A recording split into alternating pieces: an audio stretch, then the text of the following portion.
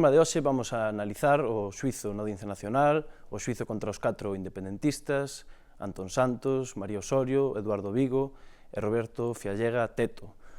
O xuizo desenvolveuse na Audiencia Nacional en Madrid o pasado 24, 25, 26 e 27 de xuño. En ese xuizo a Fiscalía pedía un total de 64 anos de prisión para os 4 independentistas e concretamente para Eduardo Vigo e Teto, pois, ademais de pedir o delito de integración en organización terrorista e falsificación documental, a Fiscalía tamén lle pedía o delito de tenencia de explosivos.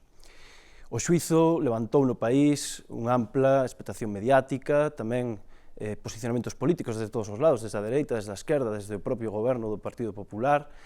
Tempo haberá despois para entrar nesas cuestións. O propio Partido Popular agora quere levar os concellos mocións de condena do terrorismo no sentido abstracto e tamén de resistencia galega nun sentido máis concreto. En definitiva, o xuizo ten todas as connotacións de político o implicarse os partidos políticos e os diversos dirixentes, tanto autonómicos como estatais, de resaltar como no propio xuizo, o martes, incluso o Ministerio do Interior entraba en xogo pedindo ou simplemente xa asumindo que a resistencia galega era unha organización terrorista e que os independentistas tiñan que entrar en prisión. En definitiva, é un tema de actualidade, un tema importante e un tema que tamén pode marcar a xenda do nacionalismo galego, en tanto que o PP semella que quere tirar proveito tamén para demonizar e para criminalizar o nacionalismo, o soberanismo, en definitiva, o proxecto nacional galego. Para iso, para debater hoxe todo o que sucedeu nese xuizo e todas as cuestións que están por volta del, vamos a dividir hoxe o programa en dous bloques. Un primeiro bloque onde estará o abogado da defensa de Antón Santos, Borja Colmenero, tamén estará Fernando Blanco, abogado e membro da directiva de Esculca, e tamén estarán a nai e o pai de Eduardo Vigo, Aurora e Juan Vigo. En a segunda parte do programa vamos facer un bloque político hoxe. Consideramos que era de moita importancia neste momento a opinión dos diferentes partidos e para iso vamos a ter a Goretti San Martín do Bloque Nacionalista Galego, a Rafa do Pico de Anova, a Xoan Bascuas de Compromiso por Galicia e finalmente Xan Pérez de Causa Galiza. Con estes dous bloques pretendemos darlle tanto unha visión do que o propio xuizo como que todo ese desenvolvemento político que se está pondo enriba da mesa. Así que, benvidos ao debate de Irmandade TV, comezamos.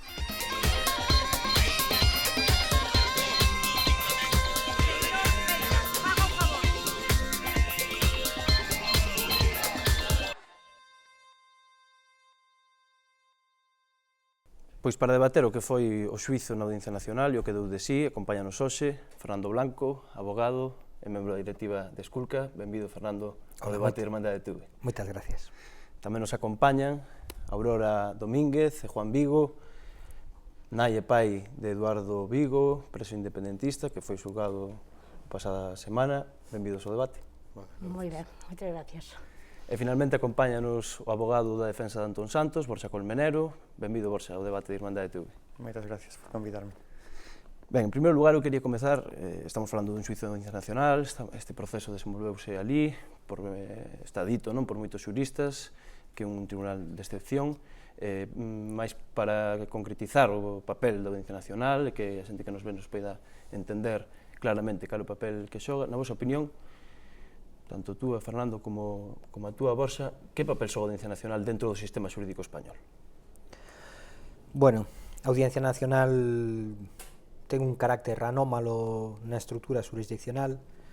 Tampouco hai que ser moi optimista da institución do Poder Judicial e das súas garantías de independencia respecto aos criterios políticos, pero dentro desta visión xa de por sí pesimista, a Audiencia Nacional figura como unha anomalía. É un tribunal especializado, a doutrina fala de tribunal especializado pola materia, pero en todo caso esta especialización pola materia determina certos criterios moi relacionados co control da disidencia política por medio da aplicación do sistema penal e onde pode ser que non sexa inocente que a Audiencia Nacional nasce o día seguinte de que desaparece o Tribunal de Orden Público franquista. O componente histórico debe ter a súa trascendencia e como seguramente ampliará Borsa, hai unha serie de anomalías xa non só na estructura do órgano, sino na propia práctica procesual, sobre todo en valoración de proba ou mesmo na calificación de determinadas probas policiais que fan deste órgano pois unha absoluta anomalía jurisdiccional e que fai pensar realmente que a súa función non é estrictamente jurisdiccional. No dereito comparado, Borja, atopamos algún exemplo a nivel europeo, a nivel mundial, do rol que xoga? Existen tribunais similares, non existen? Ben, é certo que a Audiencia Nacional é un tribunal especial, así parafraseando a Giorgio Agamben, é unha anomia do Estado contemporáneo, non é exclusiva do Estado español, pero sí que é certo que no noso entorno xeográfico non se dan tribunais con características exactamente iguais que estas. Para min o debate sitúase, como un pouco apuntaba Fernando, non tanto nos procedimentos formalmente democráticos para resolver procesos judiciais, senón naqueles procedimentos materialmente democráticos para resolver os procesos judiciais. E aí está o caso da Audiencia Nacional. Formalmente democrática, o Tribunal Constitucional recoñeceu en seu día que pertenecía ao ordenamento xurídico ordinario, non era un tribunal de excepción.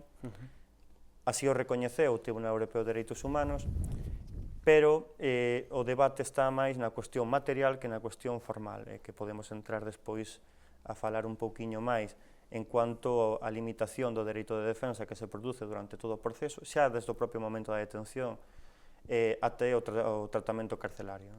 E cales son estas diferencias entre o material e o formal?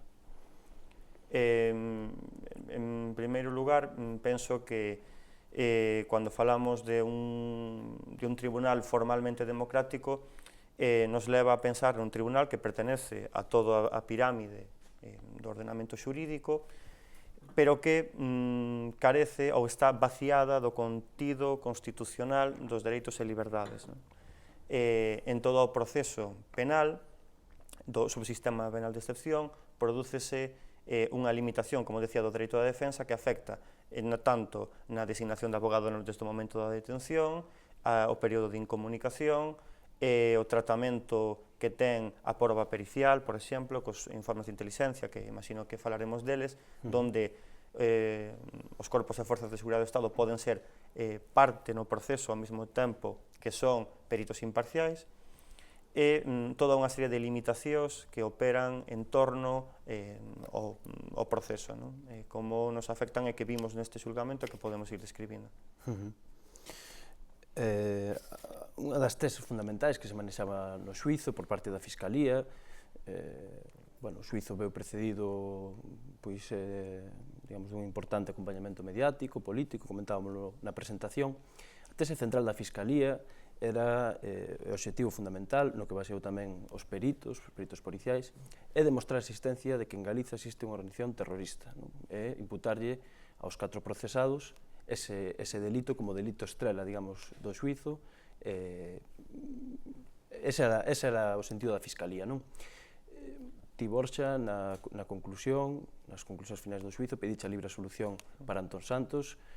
Comentabas que nas conclusións que Antón Santos non se acusaba ningún tipo de acción violenta, simplemente viría a ser un líder intelectual que lía moito, que tiña moita capacidade, que era profesor de historia, que tiña moita propaganda.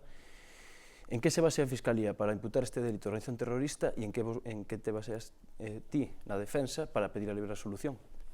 Ben, nos entendemos que na Galiza, de ningunha das interpretacións posibles da lei, da xurisprudencia e da doutrina, se pode entender que na Galiza existe unha organización terrorista.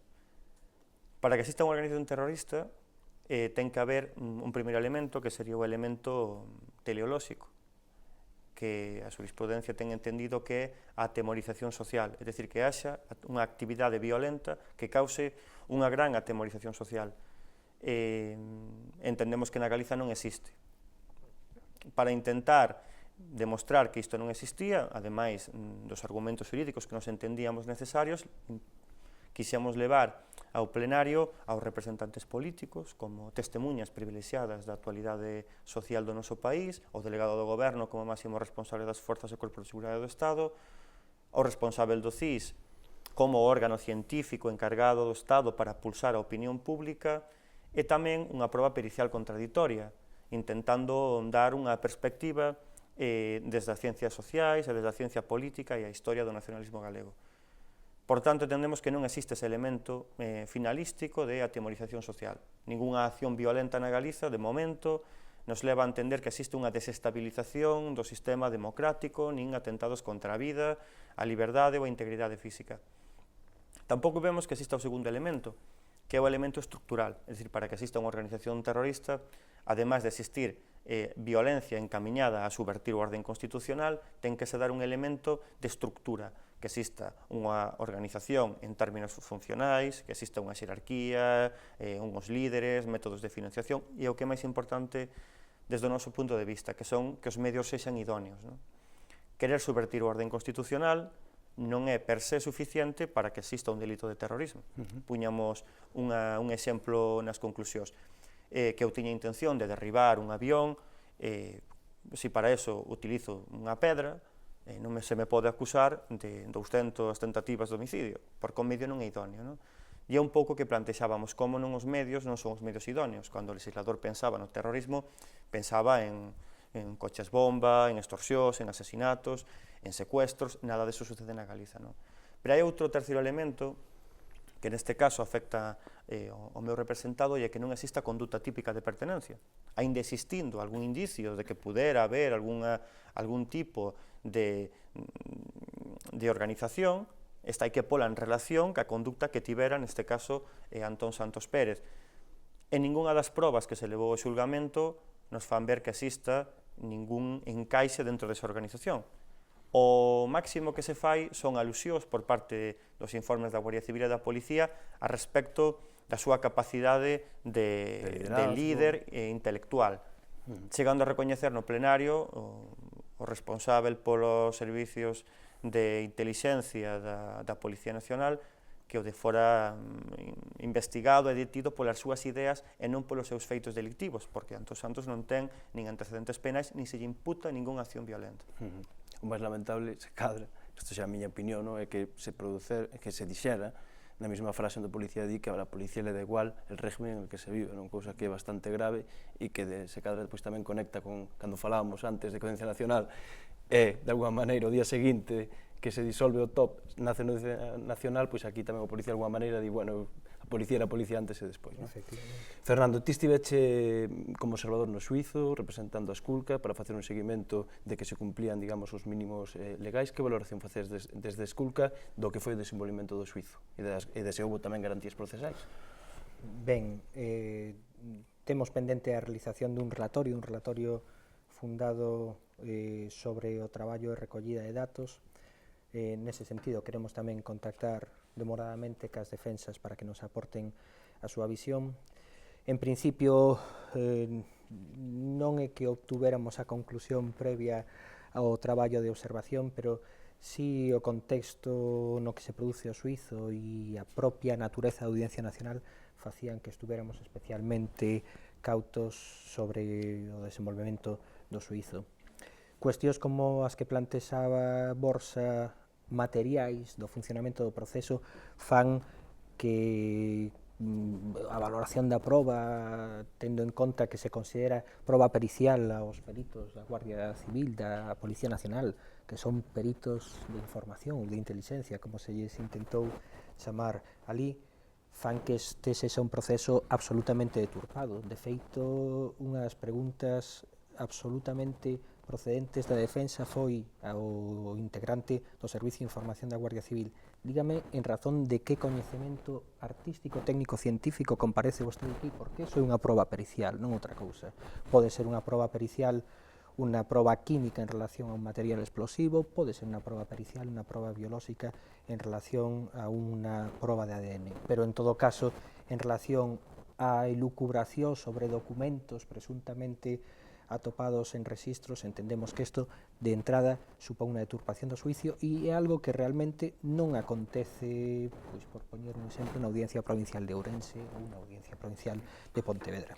En todo caso, durante os xuizos sí que fomos observando, e Borsa padeceu dende dentro, unha limitación do dereito de defensa que xa de por sí determinaba unha limitación do dereito que se chama de igualdade de armas, permitindo interrogatorios moito máis amplios e demorados ao fiscal, permitindo mesmo que os peritos depuseran absolutamente guiados polo interrogatorio do fiscal cando así era preciso, sin que eso se permitira ás defensas, e que culmina nun momento xa absolutamente para nós sorpresivo cando se suspende a proba pericial da defensa e máis que agravante que non se permite contradecir o informe pericial da Guardia Civil.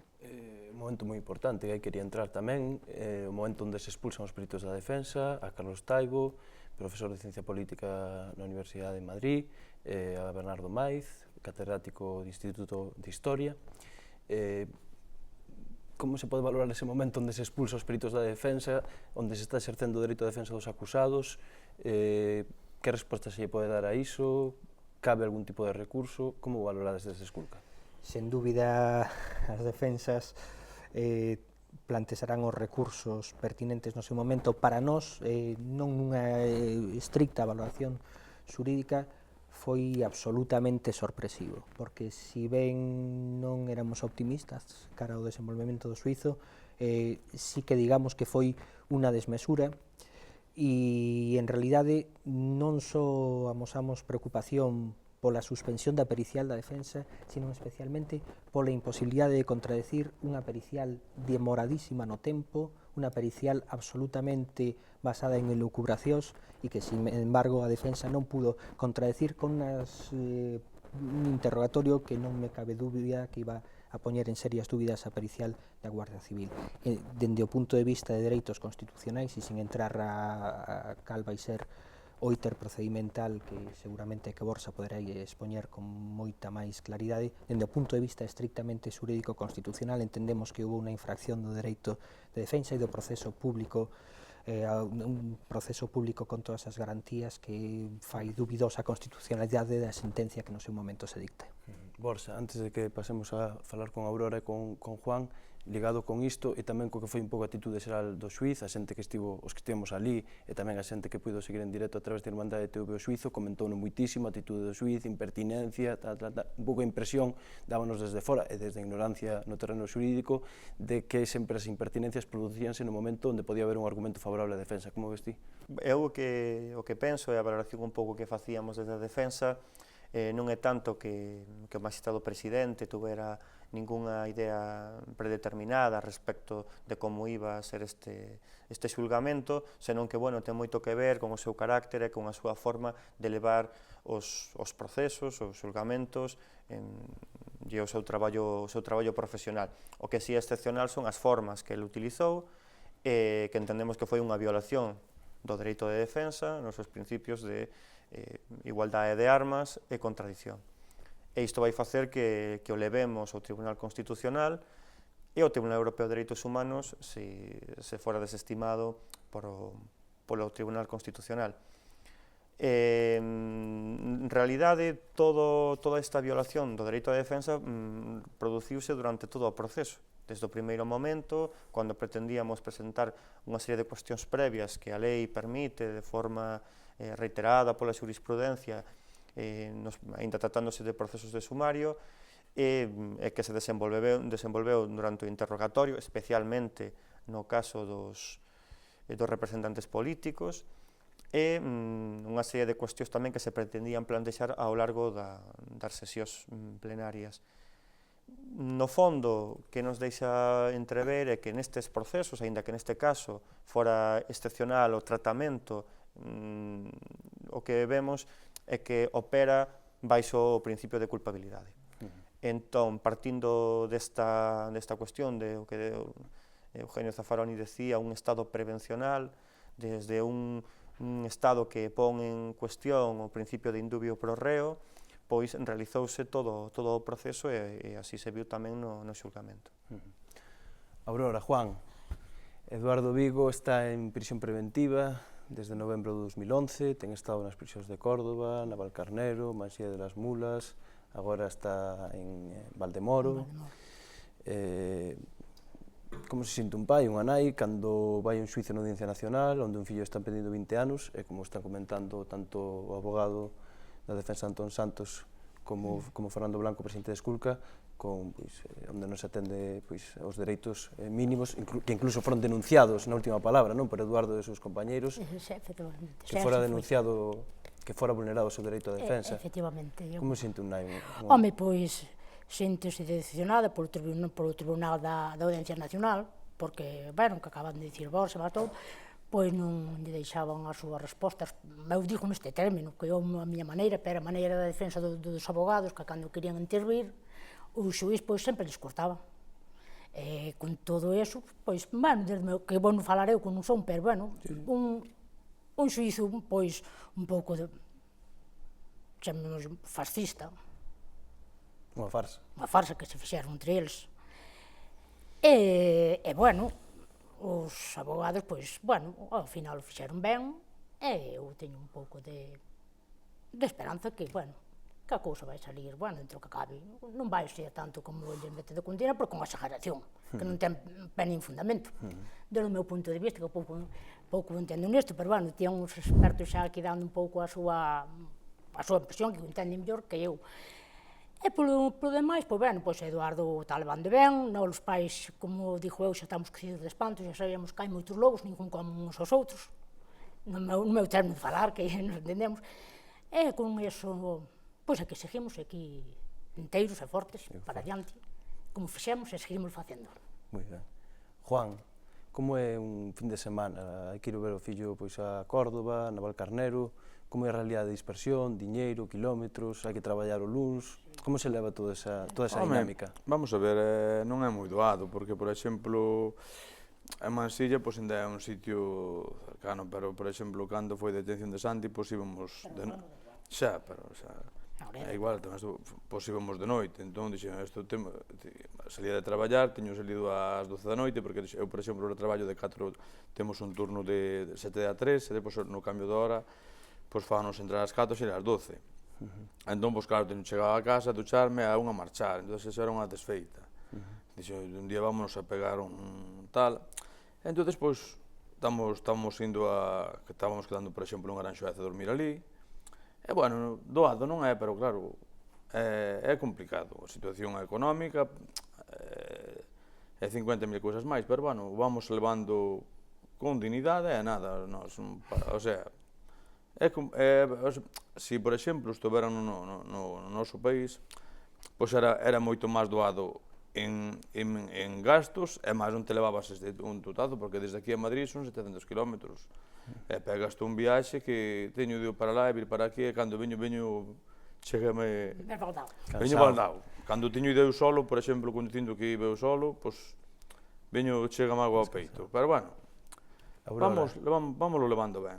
Aurora, e as visitas, como se levan en ese momento onde que unha quere ver o seu fillo, como nai? Ai, pois, eu levas moi ben, de que o chegaron do teu fillo e el ves que se está forte, eu tamén me sinto forte, e, bueno, pois eso, se leva ben, o levamos ben, que é o camiño que temos que facer, é levalo, estar aí, tuvemos e seguiremos estando, e os meus fillos, o que tuvo, xa está, e agora está Eduardo, e saben que os pais sempre están cos fillos e eles, ca cabeza moi alta, e eu tamén, a unas tamén.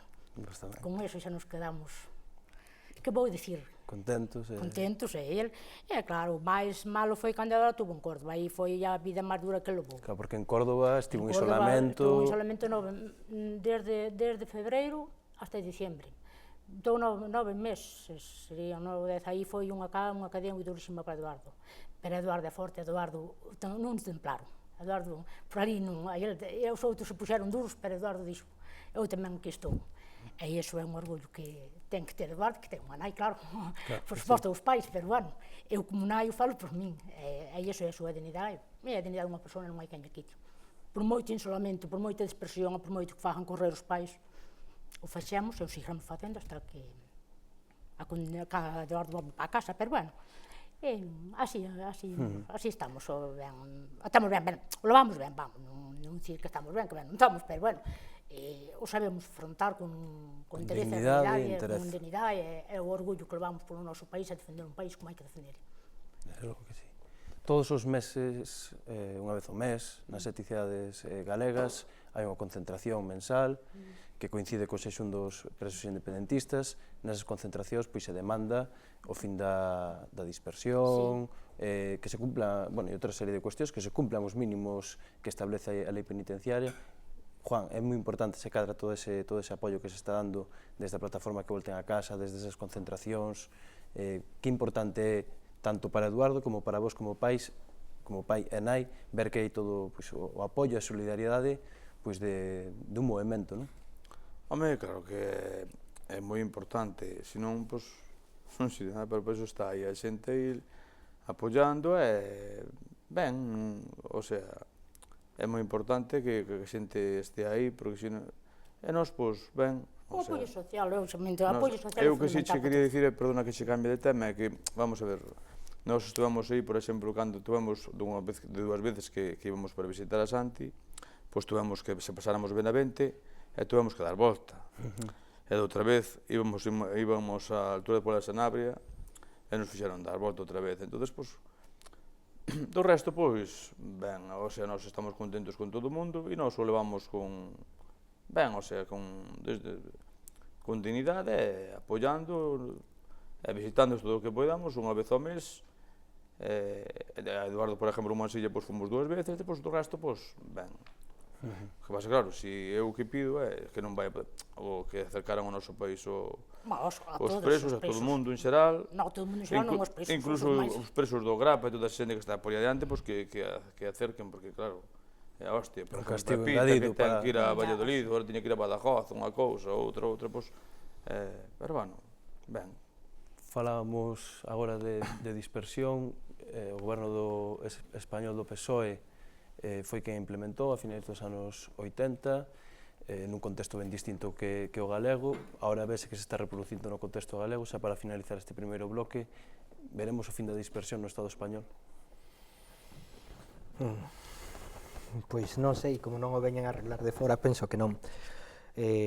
Despois do que manifestaron eles, creo que calquera afirmación é bastante frívola. En todo caso, a dispersión é unha indicencia, é unha práctica absoluta inhumana, e o que non se di polos contertulios da extrema dereita española, que durante anos levan apoiando a dispersión dende Mújica en adiante, é que é unha práctica que nin siquiera se asusta a nosa legislación penitenciaria.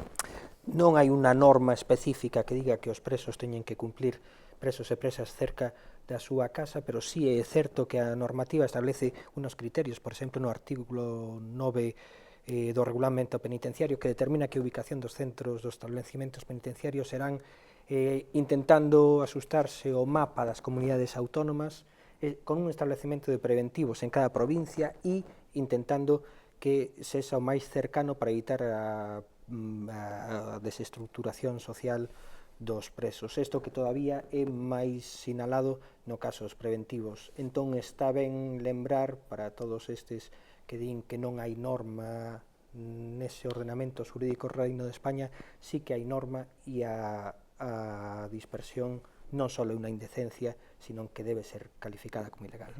Pois con esa reflexión de Fernando Blanco poñemos fin a este primeiro bloque. Agora mesmo, no segundo bloque, van a estar con nós os 4 representantes: Goretti San Martín do BNG, Xoán Bascuas de Compromiso por Galicia, Rafa do Pico de Anova e Xoán Pérez de Causa Galiza.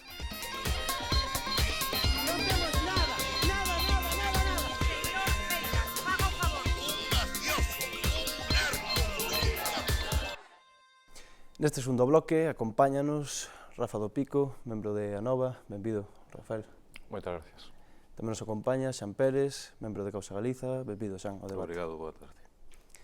E tamén nos acompaña Goretti San Martín, membro da Executiva do BNG. Benvido, Goretti. Obrigada, un placer e parabéns pola iniciativa. Moitas gracias. E finalmente acompáñanos Xoán Bascuas, secretario xeral de Compromiso por Galicia. Benvido, Xoán. Moitas grazas. Bueno, estamos no segundo bloque. Previamente analizábamos co abogado, co Fernando Blanco de Esculca, co pai e coa nai de Eduardo, o que foi o xuízo, o que deu de sí.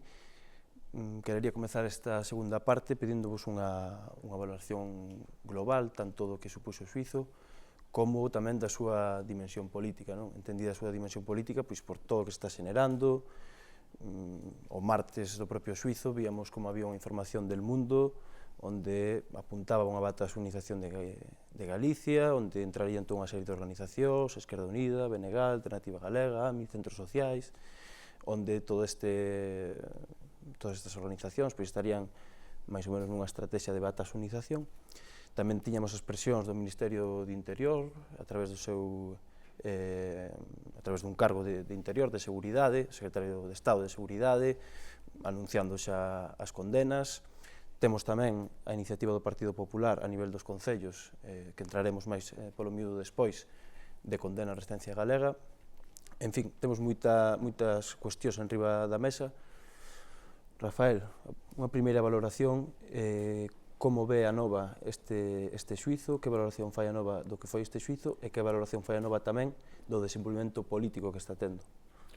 Bueno, nos valoramos que este xuízo tiña unha evidente carga política, é dicir, que se trataba dun xuízo político para intentar avanzar todo o que ven sendo un proceso de criminalización, en concreto pois, no noso país do independentismo, pero tamén a un nivel máis xeral de todo o que veñen sendo pois, movimentos sociais ou movimentos de contestación política, e o desenvolvemento do xuízo estes días na Audiencia Nacional pois, viu a corroborar bastante que esta análise pois era a correcta, non? É dicir, estamos pois, diante dun proceso no que non se respetan as máis mínimas garantías democráticas, no que se aplican cuestións que van abertamente contra os elementos máis elementais do ordenamento xurídico do propio Estado, e nos entendemos que isto a resposta un pouco á crise social, á crise económica e á crise política que vive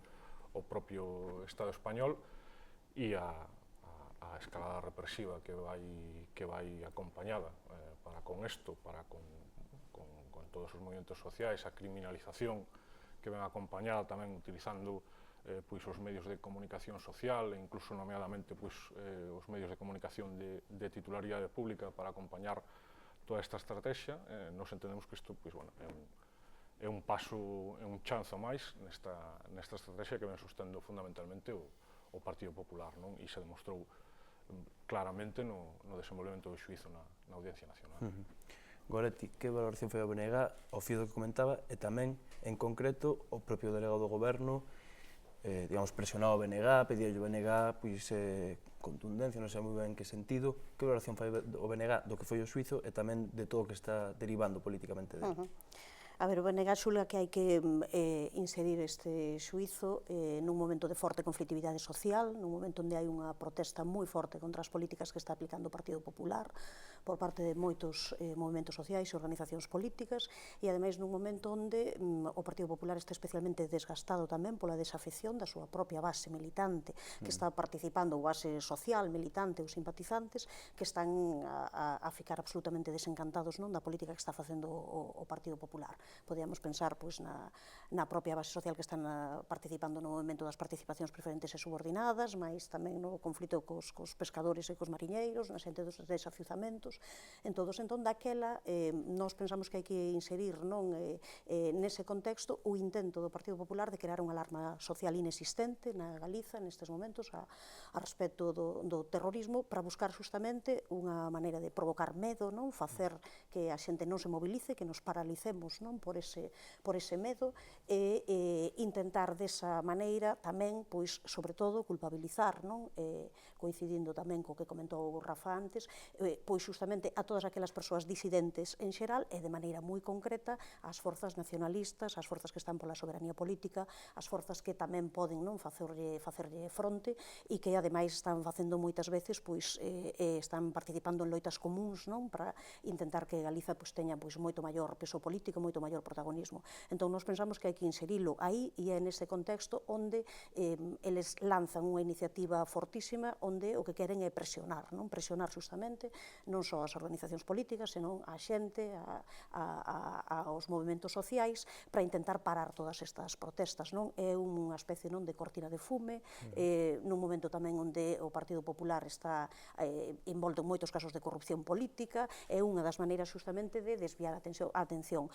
Noutros momentos podería ser pois a través dun partido de fútbol, non? Poderíamos poñer que fose iso pois a maneira de facer, entón é buscar un inimigo común. Daquela créase unha alarma social inexistente por completo e a partir de aí pois inténtase tamén utilizar non só os aparatos que ten o propio Estado, senón os medios de comunicación, aqueles máis próximos ideolóxicamente, para intentar facer traxes a medida, non? Xoán, que valoración fai Compromiso por Galicia do que foi ese xuízo na Audiencia Nacional? É difícil facer unha valoración diferente das que se están expoñendo na medida en que prácticamente é obxectivable os argumentos que se formaron aquí. Incluso voume permitir encaixalo pois no argumentario político do Partido Popular. Certamente eles son moi conscientes de que é difícil que as súas medidas teñan unha mínima acollida cidadá, senón todo o contrario, que hai pois un rexeitamento moi importante. E a forma, ou a fórmula que eles atoparon para intentar limitar ese rexeitamento, pois é criminalizando ou identificando dunha forma máis sutil e en outras máis contundente con esta cuestión. Basta con lembrar, por exemplo, as identificacións que teñen feito pois desde a plataforma Stop Desafiuzamentos e os scratches con manobras políticas propias de ETA, por exemplo, esa identificación directa que eles teñen efectuado. E neste sentido, pois no caso galego, buscan unha coartada semellante, unha coartada que, dende logo, dista bastante de responder á realidade. A min, particularmente, pareceme incluso dramático para un modelo que se precie ser democrático, pois que haxe informes policiais sobre partidos políticos. Paremos a pensar en que modelos políticos... Que representan a cidadanía. Exactamente, en que contextos ou en que modelos políticos se dan informes policiais ao respecto de forzas políticas. Xoán, ti estiveche ali no xuízo, estiveche na Audiencia Nacional, que valoración facedes desde Causa Galiza? Ben, nos xa de entrada, antes de que se celebrase o suizo, a caracterización que fixemos tanto do suizo como do tribunal era que un suizo político, unha farsa judicial absolutamente, e que o tribunal é un tribunal fascista, non? Dito con toda a claridade do mundo. Tribunal fascista, xa digo, porque é un tribunal político, un tribunal especial, xa o feito de que o mismo día que se disolve o Tribunal de Orden Público do franquismo, que supostamente tampouco era un tribunal político, non? Nunca foi recoñecido como tribunal político. Ese día, creo que foi un 4 de xaneiro de 1977, cando se disolve o TOP, no mesmo día, por Real Decreto Lei, se crea a Audiencia Nacional, non? E herda, de alguma maneira, todas as funcións que viña desempeñando este tribunal.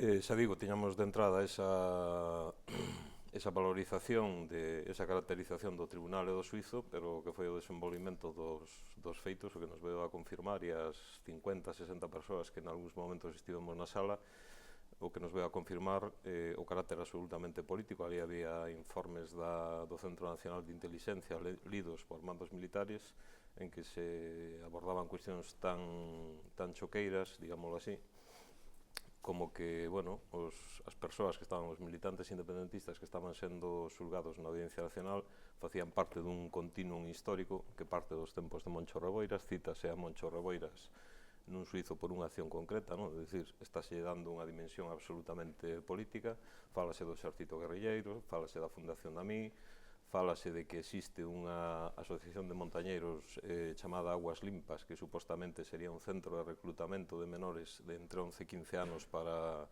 a práctica da loita armada e demais, non? Xa digo, feitos que estaban absolutamente fora dos feitos concretos que se estaban analizando ali, pero que se expuñan durante un informe político de 45 minutos con absoluta normalidade, non? Xa digo, esa caracterización tiñámola moi clara e de alguma maneira o desenvolvimento do proceso que veo a confirmar que era absolutamente así, non? Por si quedaba algún tipo de dúbidas.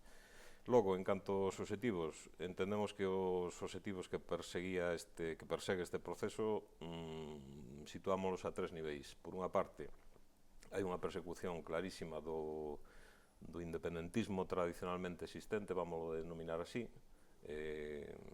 ABC neste momento pode estar sendo portavoz desa concepción de, bueno, o Estado está abordando un fenómeno de terrorismo, pero tamén está abordando un fenómeno político moito máis amplo que envolve, non? Aparecen aí os organigramas, resistencia non é só resistencia galega, senón que son os familiares, son os colectivos de apoio presos, é a Asamblea da Mocidade Independentista, e Causa Galiza, é absolutamente todo, non?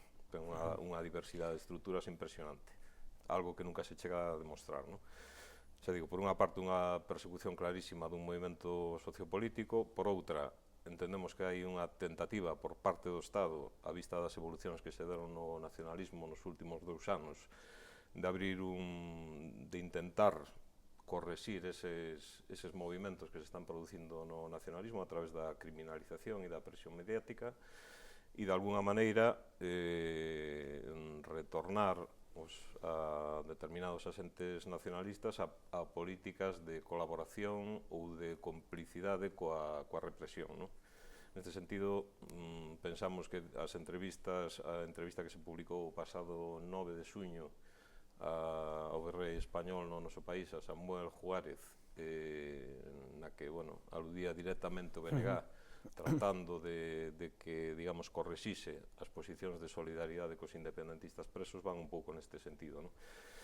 E por outra parte, para rematarse, hai un terceiro elemento que nos parece que, efectivamente, como decía Goretti, o que se procura máis alá destes 2 obxectivos é un obxectivo moito máis amplo de xenerar os verdugos tratan de convertirse en vítimas de alguma maneira, tratan de aparecer como afectados de algún tipo de extorsión ou de ataque, e a través desa posición vitimista exercer unha presión sobre toda a conflictividade social que está vendo neste momento, por recortes, por políticas laborais e demais, e ter un instrumento que lles permita acelerar na represión. Comentabas que no xuizo íanse a Monchor Reboiras, estaba lembrando eu que incluso foron ata a República, porque saliu a famosa frase de Castelao de antes, mortos que esclavos, non? Bueno, en relación con isto, hai unha segunda cuestión coa valoración que se está derivando por parte do Partido Popular, vense de anunciar que nos concellos ali onde ten representación vai a presentar unha serie de mocións, de condenos ao terrorismo nun sentido abstracto e a resistencia galega no concreto. Xa se ten presentado unha no Concello de Ourense, anuncianse outras mocións. Aquí está as 3 organizacións que tedes concelleiros nesos concellos. Rafa do Pico, cal vai ser a posición de Anova naqueles concellos onde ten concelleiros, cal vai ser a actitude de Anova ante as mocións do Partido Popular? Sí, bueno, dende logo, de rexeitamento total, obviamente. Eu penso que isto se enmarca dentro de toda esta estrategia da que estamos a falar, evidentemente todo este correlato de intentar crear a sensación de que hai unha organización terrorista, un perigo social. Iso ten que partir históricamente, polo menos ao longo dos últimos anos, se conseguira bastante unido a unha condena e unha repulsión total e un illamento de este tipo de elementos que o sistema etiqueta, digamos, como perigosos para o conxunto da comunidade. E dentro desto, evidentemente, hai instrumentos xurídicos, como, por exemplo, a propia lei de partidos no seu momento, e hai instrumentos políticos, como é o que ten que ser a condena en determinados termos, é dicir, o apoio ao relato que dende o Partido Popular e dende o poder se quere dar destes feitos, non? Eso agora mesmo está cambiando, de feito, isto é unha segunda volta de parafuso despois do histórico rexeitamento que houve por parte dos 3 grupos da oposición no Parlamento galego a iniciativa xa naquel momento do Partido Popular, e agora, vendo que precisamente co gallo deste xuízo a solidaridade alcanzou cotas moi elevadas a nivel de moitas organizacións sociais, políticas, sindicais de todo tipo, é un intento renovado un pouco por facer máis, volver a estreitar o cerco, non? É dicir, nós pensamos que iso evidentemente non se pode consentir, nos entendemos que ademais é unha reacción que ten incluso un correlato directo co que foron as palabras do portavoz nacional da Nova, de Xosé Manuel Beiras, e de feito polo Partido Popular é presentado desa maneira, entón, dende logo, nos vamos a rexeitar en todos os concellos onde teñamos presencia este tipo de mocións e, ademais, a denunciar públicamente que é o que procura o Partido Popular con toda esta campaña de desprestixio. Goretti, o BNG nestes momentos a organización nacionalista con maior número de concelleiros é de prever que o Partido Popular e os seus medios de comunicación, fundamentalmente a Voz de Galicia, carguen moito as tintas contra o BNG. Que vai facer o BNG nos concellos onde ten representación? Ben, o BNG non é que vai a facer, senón que xa o fixo, porque xa houve as mocións, xa se debateron nalgúns concellos, concellos pequenos, presentouse xa tamén en Santiago de Compostela, pero finalmente a última hora foi retirada por unha cuestión de defecto formal, pero xa se presentaron en Friol, en Sada, en Arteixo, ademais de que xa está así incluída, como ti decías, no Concello de Ourense, e o BNG vai votar en contra desas xa votou en contra e vai votar en contra desas mocións, porque entendemos que están formuladas desde unha perspectiva primeiro de criminalización que non ten sentido para nada, nin falar de terrorismo nin de víctimas neste contexto, e máis alén diso que nos parecen un despropósito total e un esperpento que se gaste tempo dunha vida municipal que en moitos lugares, en moitos concellos medianos e pequenos do país, moitas veces é unha vida moi falta de democracia, moi falta de emocións e de debates serios e profundos que a sociedade está demandando sobre cuestións que realmente afectan a vida de moitas persoas e de moitos colectivos, cuestións referidas coa defensa dos servizos públicos, como está a sanidade nestes momentos, cuestións referidas a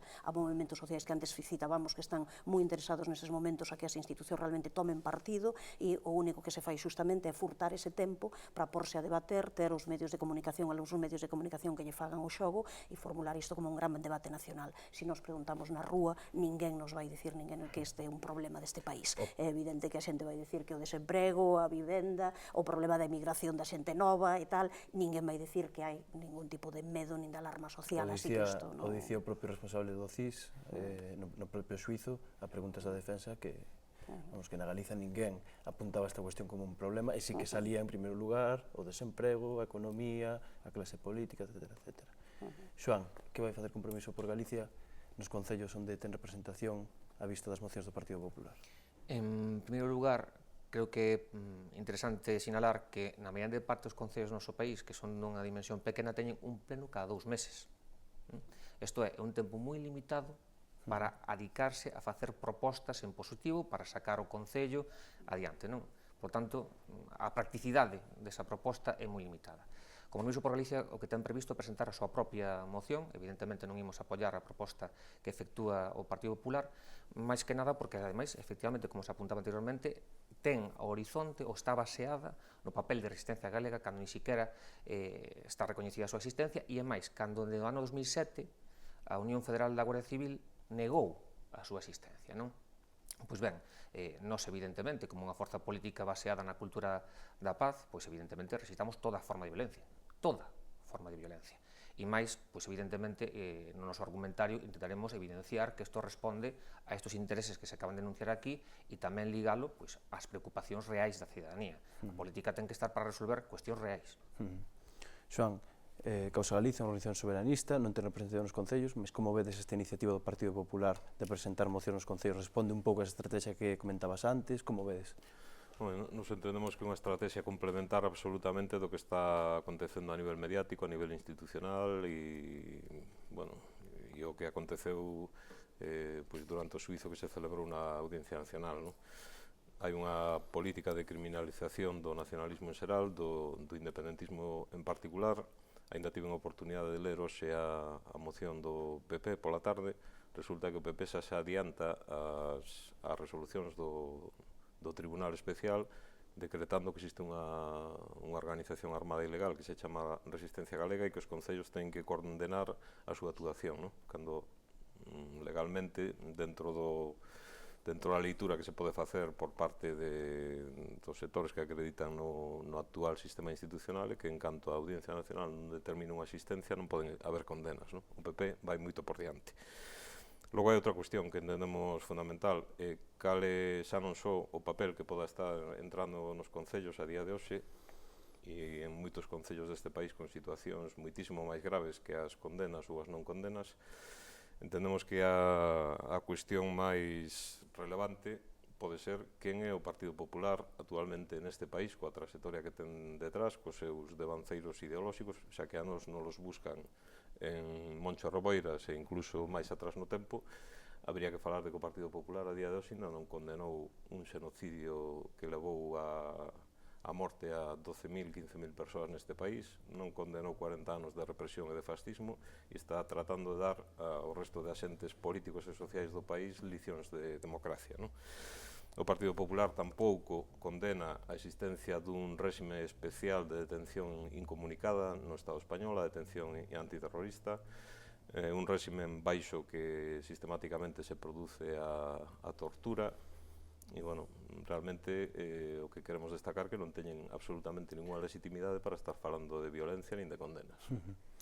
A ninguén se escapa, na miña opinión, que estamos vivindo uns momentos no Estado español de profundo desgaste, de profunda deslegitimación do que foi a segunda restauración borbónica, do marco constitucional do ano 78, que está caendo o bipartidismo, hai un fondo de debate sobre a forma de Estado, monarquía ou república, hai un fondo de problema identitario e territorial onde, por exemplo, xa no concreto en Euskal Herria e en Cataluña existen maiorías, existe unha certa hexemonía nacionalista, en definitiva, de dereita a esquerda e do centralismo ao independentismo estamos todos asumindo, de alguma maneira, que este réxime está desgastándose e que algo novo vai nacer. E digo isto, e fago un pouco esta reflexión, porque se cadra o nacionalismo galego, por unha banda, dividido, nestes momentos en diferentes organizacións, con diferentes organizacións con representación institucional, sí que é o único caso dentro da Liga das Nacións Vasca, Catalana e Galega onde non existe unha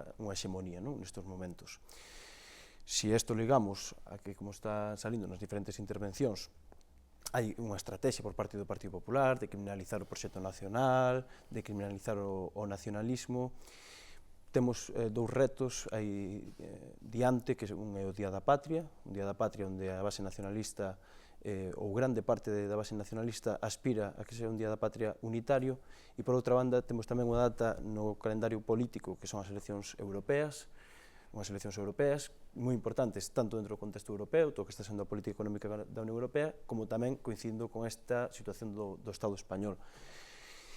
A miña pregunta, un pouco para os catro, e ligándose con isto, Rafa, cales son as perspectivas da Nova de cara a ese Día da Patria, a leitura que fai do momento político e ese horizonte das eleccións europeas? Brevemente, trataremos este tema en profundidade en sucesivos programas, pero sí que queríamos hoxe mirar un pouco cara adiante e contrastar esta situación política que temos nestes momentos.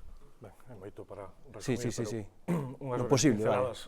A respecto do tema do Día da Patria, por exemplo, por comenzar por aí, a Nova xa fixo público, é dicir, un comunicado chamando a facer un Día da Patria unitario e da cidadanía. Nos pensamos que é importantísimo, máis alá de que sexa necesario que as distintas forzas políticas cheguen a acordos e atopen marcos para a convivencia, para o diálogo, para a unidade de acción, que por outra parte xa se produce a cotío e moitas veces, por exemplo, no Parlamento, na rúa e en moitísimas expresións, non? É dicir, pero nós creemos que é fundamental neste momento, sobre todo, dar posibilidade a articular, é dicir, un amplio movimento social que vaya máis alá das organizacións políticas para o que ten que ser un proceso de ruptura ou de creba democrática e no que debe de estar inserido necesariamente a reivindicación identitaria e a solución do problema nacional galego.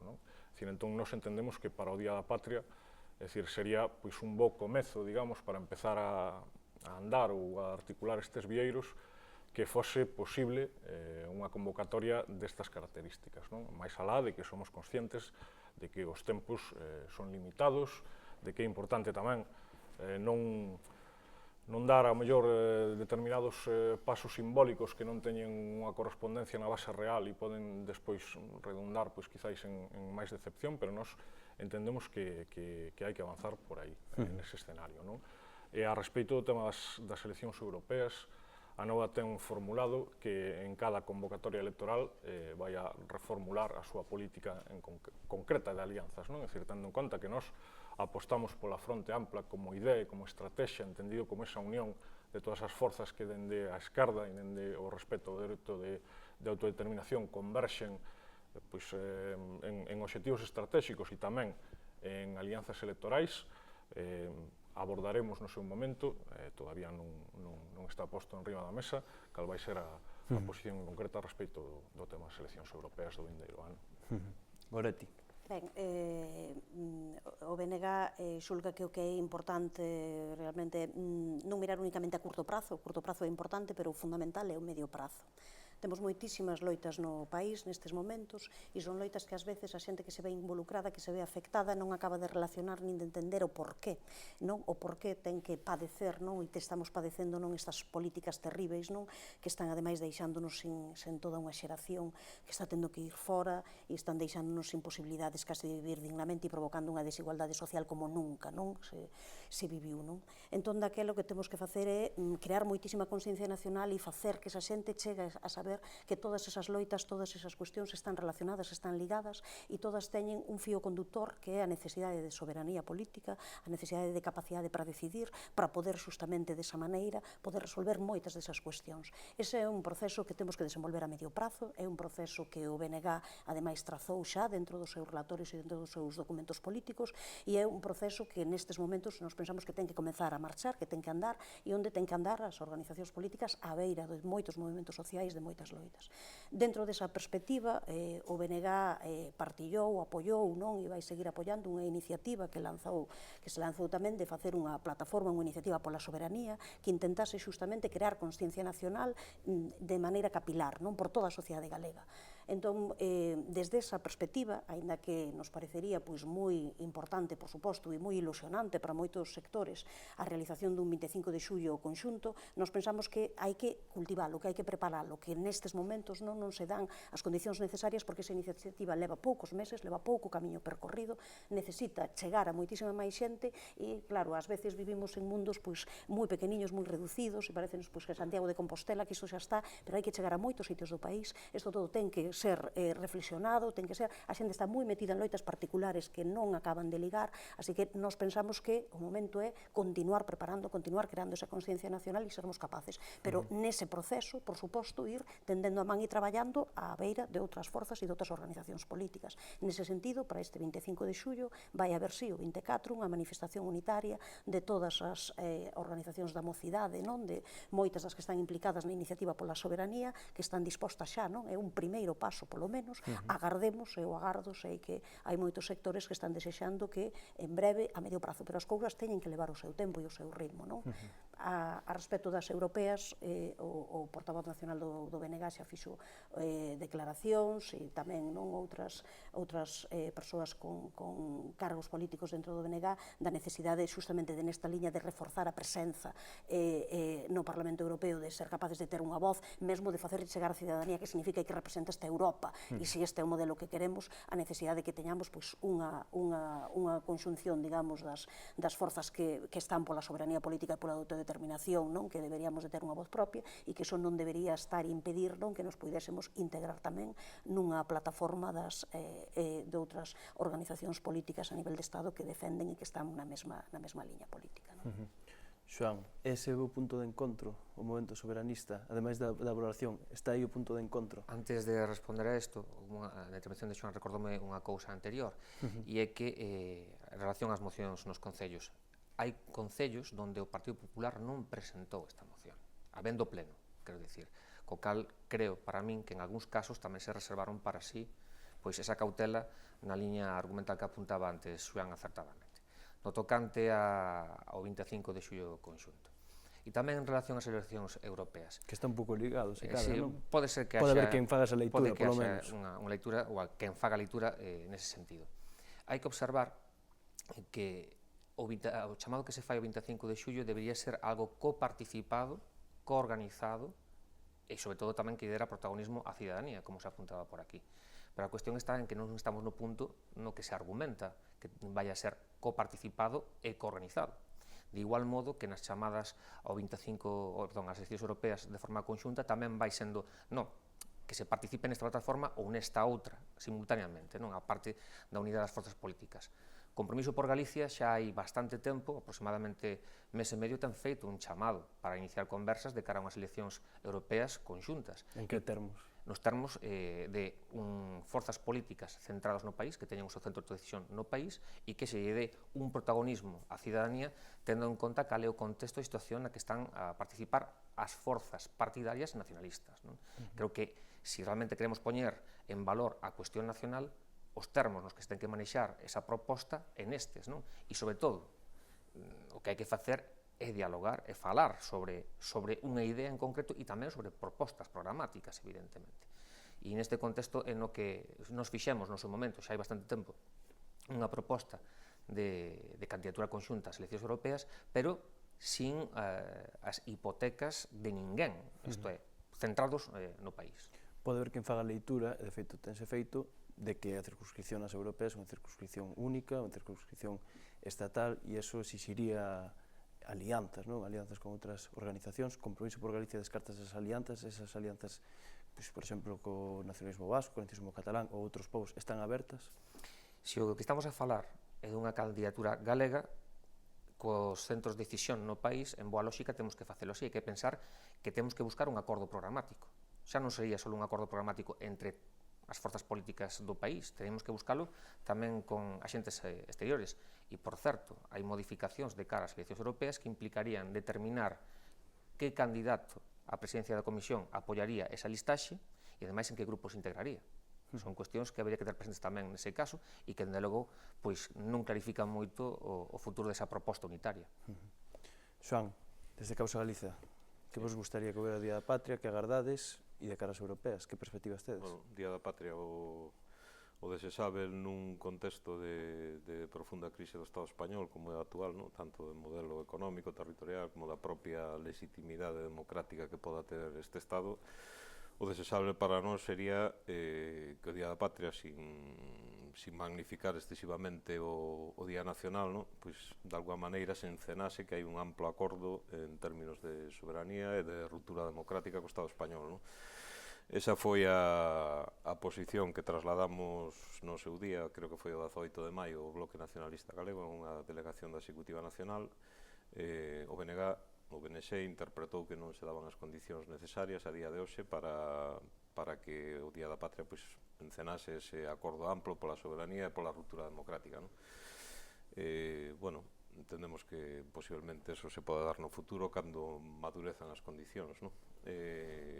No concreto, pensamos que a pauta de futuro de alguma maneira marca o acordo que se escenificou hoxe pola tarde, hoxe pola mañá, por parte das organizacións juvenis nacionalistas, soberanistas e independentistas, no sentido de que máis alá de que cada quen poda ter un proxecto político concreto, hai determinados mínimos nacionais nos que se debería chegar a acordos tanto na práctica, na mobilización diaria para facer frente á situación ante a que estamos, que é moi grave. As chaves do acordo da mocidade son chaves que lle valen a Causa Galiza para un acordo amplo no nacionalismo galego?